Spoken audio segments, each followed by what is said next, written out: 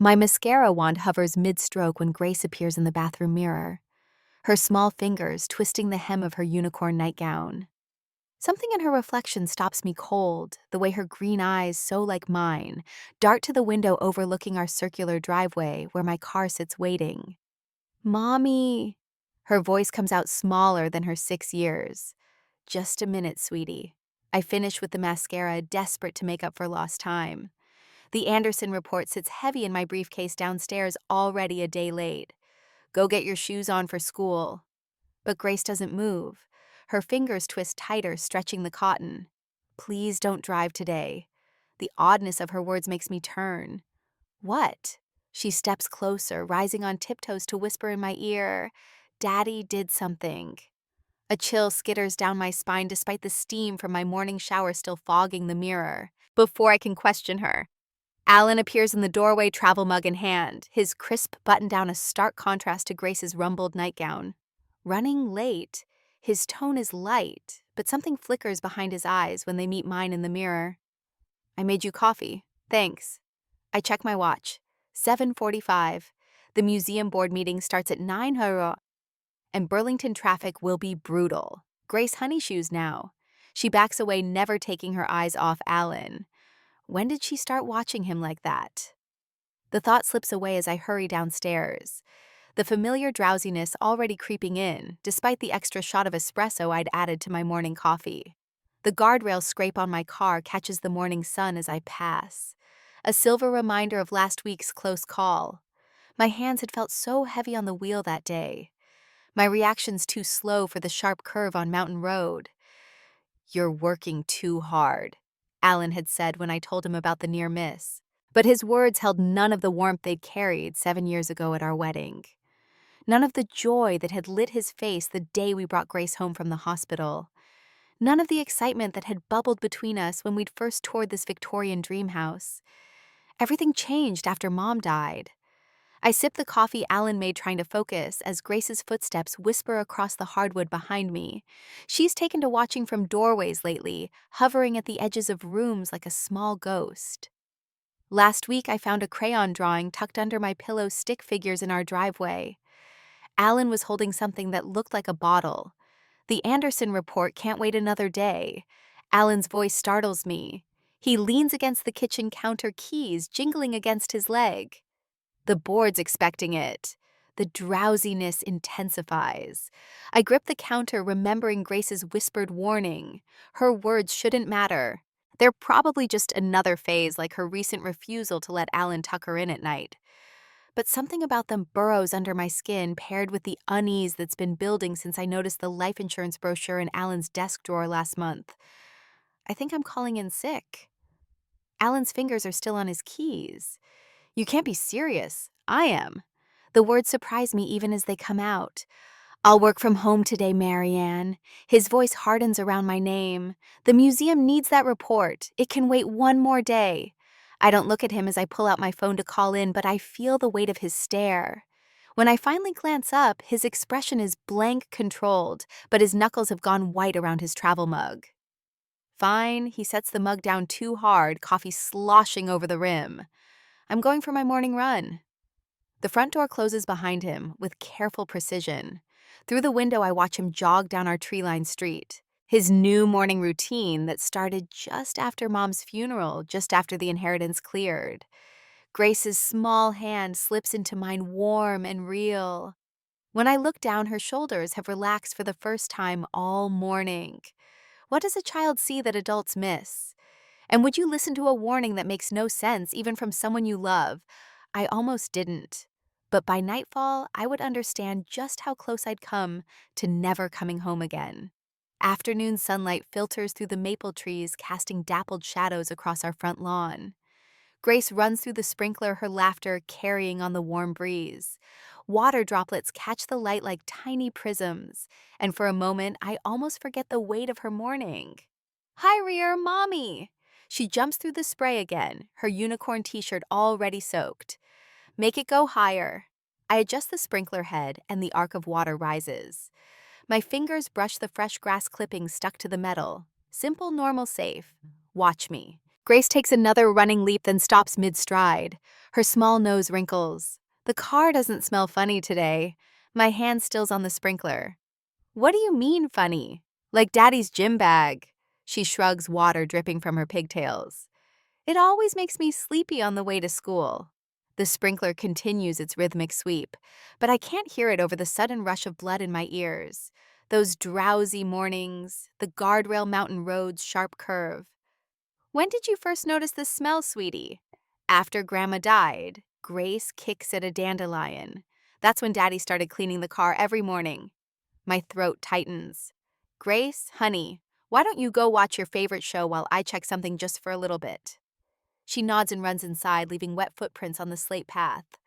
I wait until I hear the familiar theme song of her cartoon before walking to my car. The driver's side door opens with its usual soft click. Nothing seems out of place. The leather seats gleam from Alan's obsessive cleaning. My travel mug sits in its holder, a coral lipstick stain on the rim. The emergency kit he insisted on buying last month lies unopened in the trunk. I'm being paranoid. Grace's words this morning. Now this, I'm letting imagination run wild. But Alan's voice echoes in my head. You're working too hard. Always after my near misses, always with that odd flicker behind his eyes. Mommy. Grace stands in the garage doorway. Cartoon forgotten. You're looking in the wrong spot. Where should I look? She points to the dashboard. The sleepy smell comes from there. The little holes, the air vents. I grab tissues from my purse and wipe inside the nearest vent. The white material comes away with a faint sheen. And something tickles my nose, minty, almost medicinal, like the muscle rub Alan uses after his morning runs. My hands shake as I dial Joanne's number. 20 years of friendship means she picks up on the first ring. Mari, aren't you at work? I need your professional opinion. The words stick in my throat. Mac, telling them out loud makes this real. If someone wanted to make a person drowsy enough to crash their car, what would they use? Silence crackles across the line. When Joanne speaks again, her pharmacist's precision has taken over. Text me a photo of any residue. And Mari, don't touch anything else without gloves. While Grace naps upstairs, I document everything with trembling fingers. The oily sheen in the vents, the fresh scratches around the dashboard seams, the small spray bottle tucked behind the manual in my glove compartment, the one I never put there. Suddenly, Grace's voice startles me. She stands in her yellow butterfly pajamas, rubbing sleep from her eyes. That's what Daddy uses to make the car clean. My stomach lurches. You've seen him use this? She nods. Every morning after his run, he says it keeps the car fresh, but it makes my nose tickle. I close my eyes, remembering the broken security camera Alan installed in the garage last month. The one he said wasn't recording. An hour later, I sit at my desktop computer. Footage from the garage camera filling the screen. Alan appears every morning this week, always between 6:45 and 7 a.m., always with the small bottle. Always on the days I felt most drowsy. My fingers find the bottom drawer of his desk. Locked like always, but the key sits in plain sight, masquerading as a paperweight. Inside, crisp papers fill a manila folder. My name catches my eye. Life insurance policy, $950,000. Dated 3 weeks after Mom's inheritance cleared. Primary beneficiary, Alan Morgan. The paper trembles in my hands as I trace the route to work in my mind.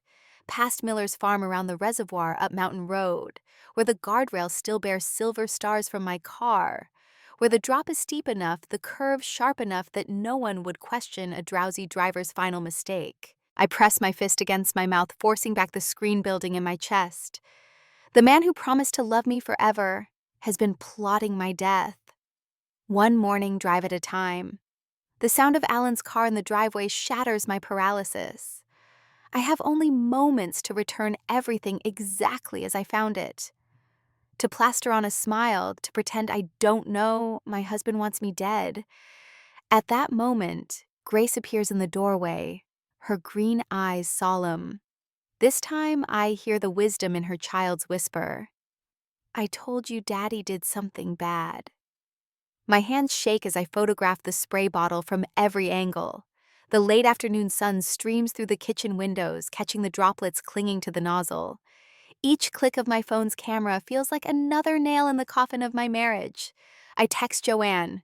Red roses wilting, our code phrase from college, when we promised to help each other escape bad relationships.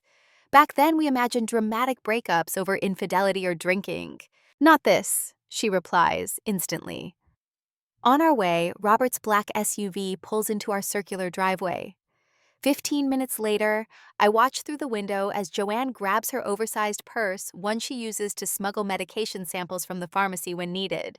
The sight of my closest friend hurrying up the walkway unlocks something in my chest. Where's Grace? Joanne wraps me in a tight hug, her familiar lavender perfume momentarily grounding me. Upstairs watching cartoons. I lead them to the kitchen table where I've laid out my evidence. The spray bottle tissues stained with oil residue, and the insurance documents I found in Alan's desk. I needed her distracted for this. Robert pulls latex gloves from his pocket with practiced efficiency. Talk me through what you found. I explain everything while he examines the spray bottle under the portable UV light he brought. The sharp mint smell grows stronger as he works, and my stomach lurches at the memory of that same scent filling my car. This isn't window cleaner. Robert's voice carries the careful neutrality I recognize from my own museum conservation work. The viscosity is wrong. See how it clings to the sides. He swabs the residue onto a test strip. The paper turns an alarming shade of purple. That's a preliminary positive for benzoazepine compounds. Joanne grips my hand. Marianne, that's a sedative. The room tilts slightly. He's been drugging me. At that moment, I know I need to talk to Grace. The thought surfaces through my rising nausea with surprising clarity. She's the reason we caught this in time. She deserves to know she did the right thing. Grace sits cross-legged on her yellow bedspread coloring with the new markers Alan bought her last week. The sight makes my heart crack. How many gifts were bribes for silence, baby? I sit beside her, noting how she immediately sets down her markers to give me her full attention. When did my 6-year-old learn to read a room so well? I need to ask you something important. Did you ever, Daddy, put anything else in Mommy's car? She nods, twisting her unicorn's tail. Sometimes Grandma Eleanor helps him. She holds the bottle while he sprays. The air leaves my lungs. Alan's mother, of course. The woman who called me a gold digger at our wedding, who never forgave me for stealing her son to Vermont. The same woman who suggested Alan be the sole beneficiary on my new life insurance policy. Grace. I keep my voice steady. How would you like a special sleepover at Aunt Joanne's house? Katie's been asking when you can come play. Her green eyes, so like mine, search my face. Will you be okay? I will. I pull her close, breathing in her strawberry shampoo. Because you were so brave in telling me about the car. You protected me, sweetheart. She hugs me fiercely. I didn't want you to like Grandma Collins. My mother's death, the inheritance, Alan's new jogging routine. The pieces slot together with terrible precision. Downstairs, Robert prepares to take the evidence to his colleague at the hospital lab. I'll have preliminary results in 2 hours. Full confirmation by midnight. I pace through the house while we wait, seeing everything through new eyes. The antique mirrors my mother helped me choose. The family photos where Alan's smile never quite reached his eyes. In his coat pocket, I find a crumpled pharmacy receipt dated 3 weeks ago. The hospital lab results arrive at midnight via encrypted email. I read them twice, my mind automatically cataloging the scientific names like artifacts in a museum display. Medications that cause drowsiness, disorientation, slowed reactions. The perfect cocktail for a tragic accident on a winding Vermont road. We need to call the police. Joanne's voice is firm. I shake my head. Not yet. If we move too fast, he'll destroy evidence. We need to catch him in the act. My hands are steady as I dial Detective Sarah Wilson's number. She handled my mother's estate investigation, and something in her eyes told me she never quite believed the official findings. Don't alert him, she says after I explain. We need more evidence, but I'll have a team ready tomorrow morning. I lay in bed that night listening to Alan's even breathing beside me. The man I married, the father of my child. The person who calculated the exact amount of drugs needed to send me off that cliff. My phone buzzes softly. A text from Joanne. Grace is sound asleep.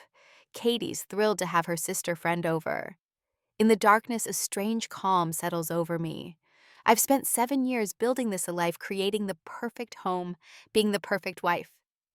Now, I'll spend one more night here gathering evidence to tear it all down.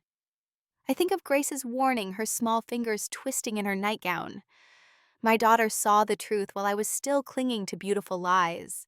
Tomorrow, I'll show her that sometimes the bravest thing we can do is face an ugly truth and survive it. Alan shifts in his sleep, his hand brushing my arm. I don't flinch. I've learned from the best after all.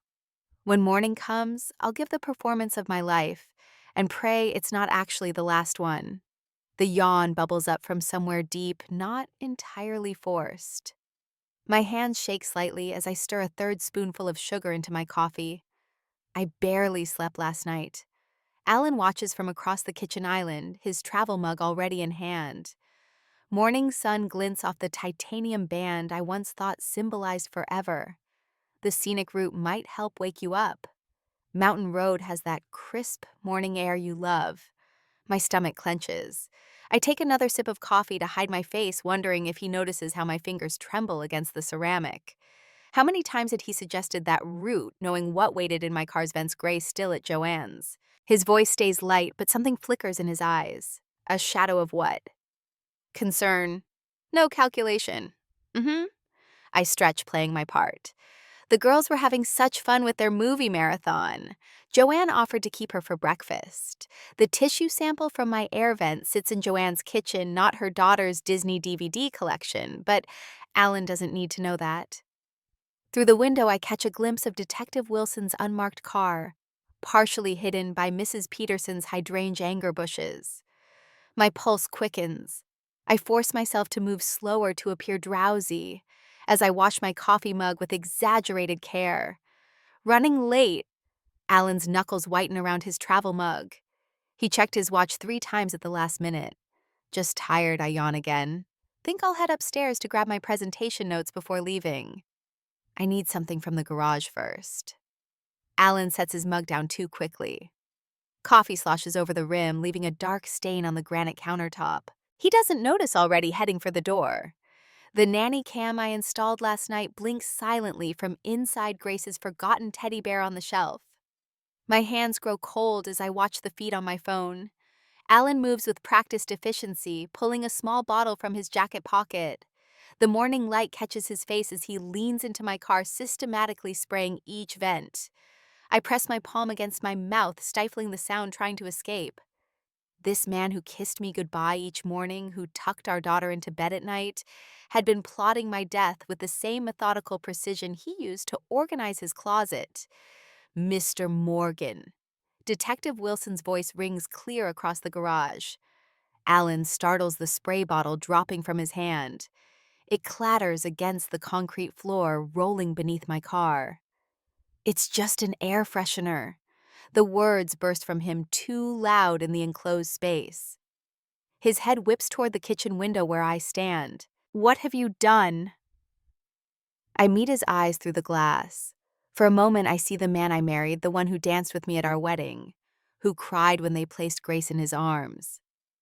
Then his face twists, becoming someone I never truly knew. The lab results came back this morning, Mr. Morgan. Detective Wilson steps closer, her voice steady. Another officer appears behind her, handcuffs glinting. The substance in your wife's car vents matches the sedative traces in her system. You have the right to remain silent. This is a misunderstanding. Alan's voice cracks as the cups click into place. Tell them, Marianne. Tell them. I don't move. Don't speak. My fingers press against the cool window glass, leaving smudges. I'll probably clean later out of habit. Alan's phone clatters to the garage floor as they lead him away. It lights up almost immediately, vibrating against the concrete. Within minutes, a silver Lexus screeches into our driveway. Eleanor Allen's mother emerges clutching a manila envelope. Her perfectly coiffed hair catches the morning light as she takes in the police cars. What have you done to my son? She brandishes the envelope like a weapon. Inside, I glimpse the edge of what looks like bank withdrawal slips. Detective Wilson steps forward, another officer at her side. Mrs. Morgan, we have evidence of your involvement in the attempt on your daughter-in-law's life. Those bank records you're holding, they wouldn't happen to show withdrawals matching the purchases of prescription sedatives, would they? Eleanor's face drains of color.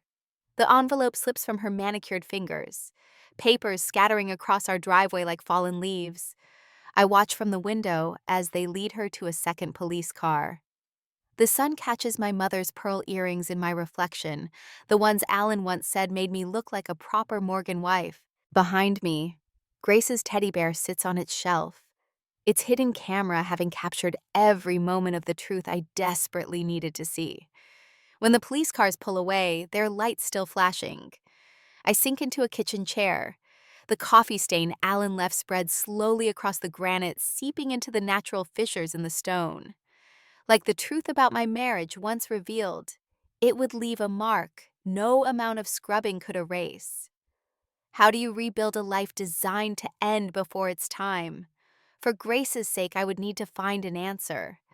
But for now, I simply sit, watching the morning sun climb higher over a world that looks exactly the same, even though everything has changed.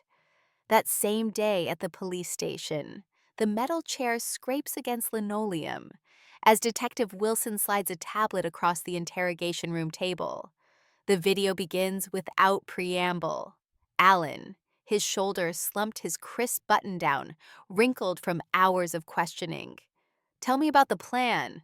Wilson's voice carries the weight of certainty. She already knows. They all do. I watch Alan's fingers drum against the metal table.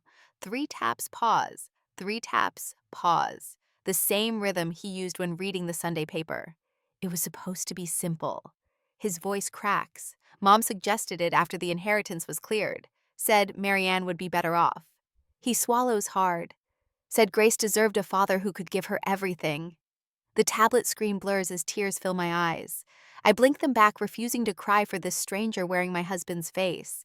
The sedative in the vents making it look like drowsy driving that curve on Mountain Road. Wilson lets the words hang between them. She always took that route. Alan's shoulders cave inward except when she didn't. Some mornings she'd go the long way, stop for coffee, call her friend Joanne. His laugh holds no humor, even when she was ruining everything she didn't know she was saving herself. I think of those mornings, the inexplicable urges to take the scenic route, to breathe, to live. The courtroom feels colder than it should for May.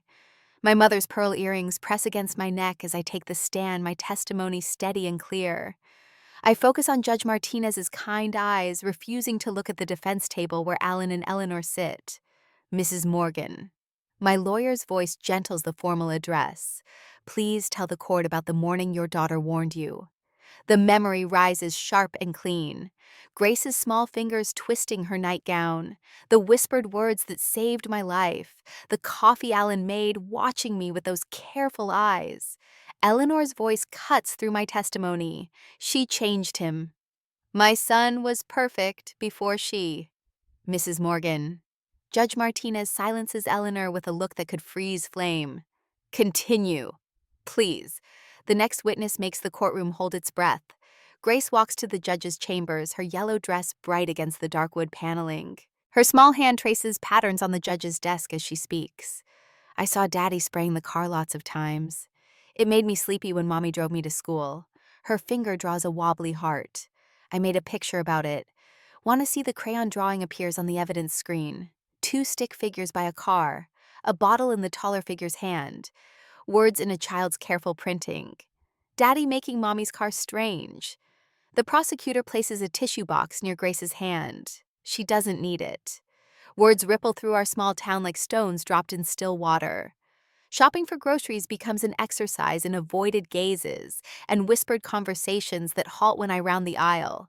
Some neighbors bring casseroles and careful hugs. Others cross the street when they see me coming. Did you ever suspect they ask when they think I can't hear?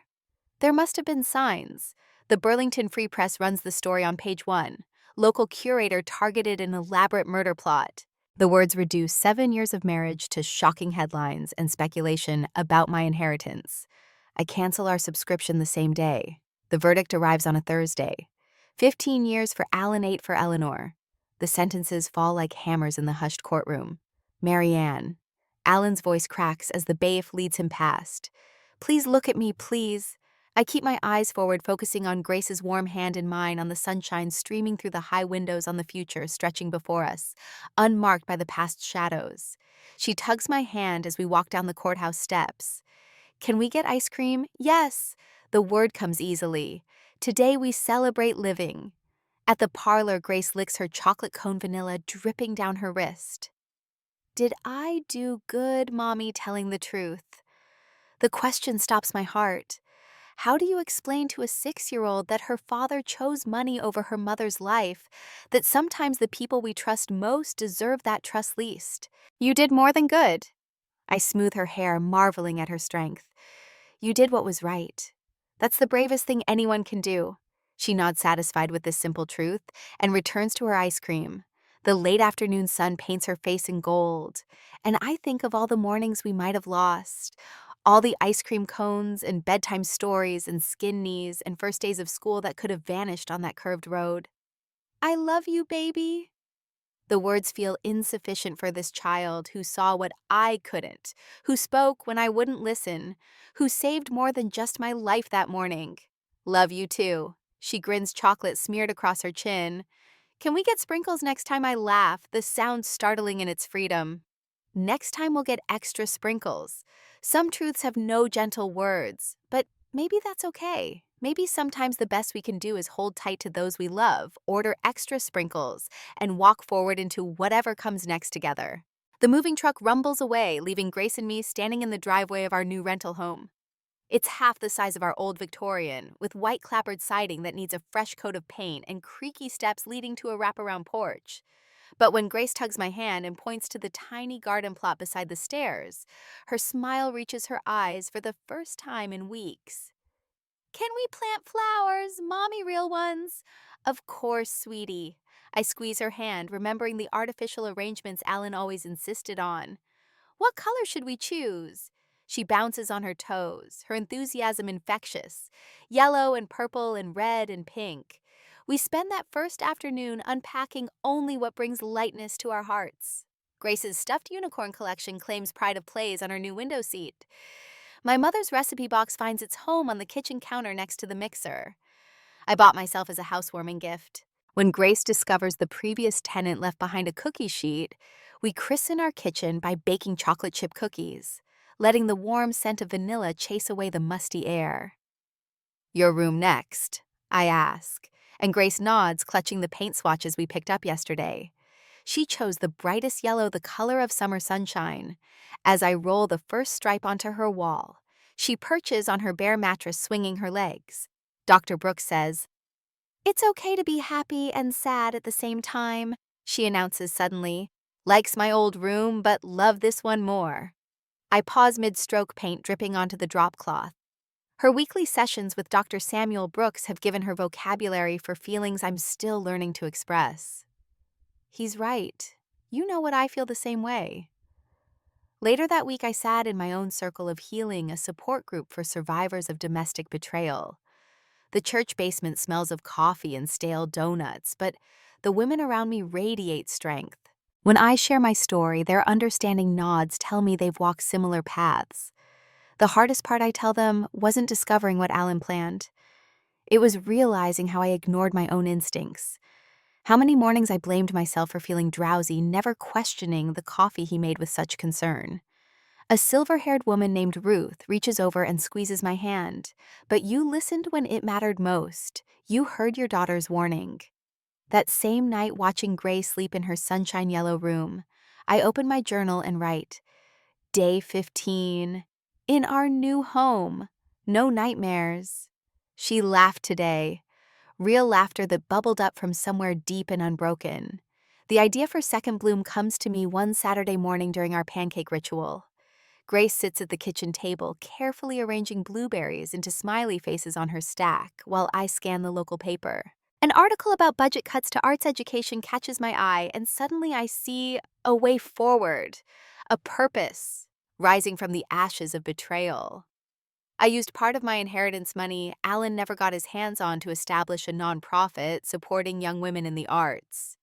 The community center offers a space for weekend classes, and soon I'm teaching basic art history to teenagers who remind me of myself at their age, hungry for beauty and understanding. My mom helps people start over. I overhear Grace telling her new friend Sarah during a played date. The pride in her voice wraps around my heart like a warm blanket. Dr. Brooks, as he asks me to call him now, stops by one evening to drop off some art supplies donated by his sister's gallery. He stays for dinner, and somewhere between passing the salad bowl and sharing stories about our favorite museums, I catch myself laughing. Not the careful, measured laughter of my old life, but something wild and free that starts in my belly and ripples outward. Grace notices. Later, as I tuck her in, she shows me her latest drawing. 3 figures stand before a yellow house surrounded by flowers. Grace, me, and a tall man with kind eyes and a gentle smile. Is this Dr. Brooks? I ask, my heart doing a strange little dance. She nods solemnly. He makes you laugh too before Daddy got mean inside. Months pass, seasons change, our garden blooms and fades and blooms again.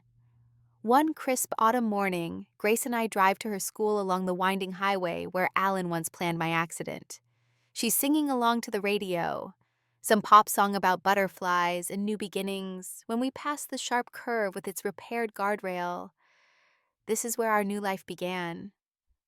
I say quietly more to myself than to her, but Grace hears me. She stops singing and reaches across the console to take my hand. I'm glad I told you, Mommy. I'm glad you believed me. That evening, I sat on our porch swing watching Grace chase fireflies in our front yard. The setting sun paints the sky in shades of pink and gold so different from the heavy gray that seemed to hang over our old house. A stack of mail sits in my lap, and on top lies a letter confirming the sale of the Victorian. The high to our former life, severed clean. Grace runs up the porch steps, hands cupped gently around a glowing firefly. Look, Mommy, it's making its own light. I smile, watching the tiny creatures spark against her palms before she releases it into the gathering dusk. Sometimes the smallest lights guide us home. Sometimes the quietest voices speak the truths that save us. And sometimes, when we think we're starting over, we're actually finding our way back to who we were always meant to be. The firefly rises, blinking its luminous message into the twilight. Grace leans against my legs, and together we watch it disappear into the deepening night, its light joining the first stars emerging overhead.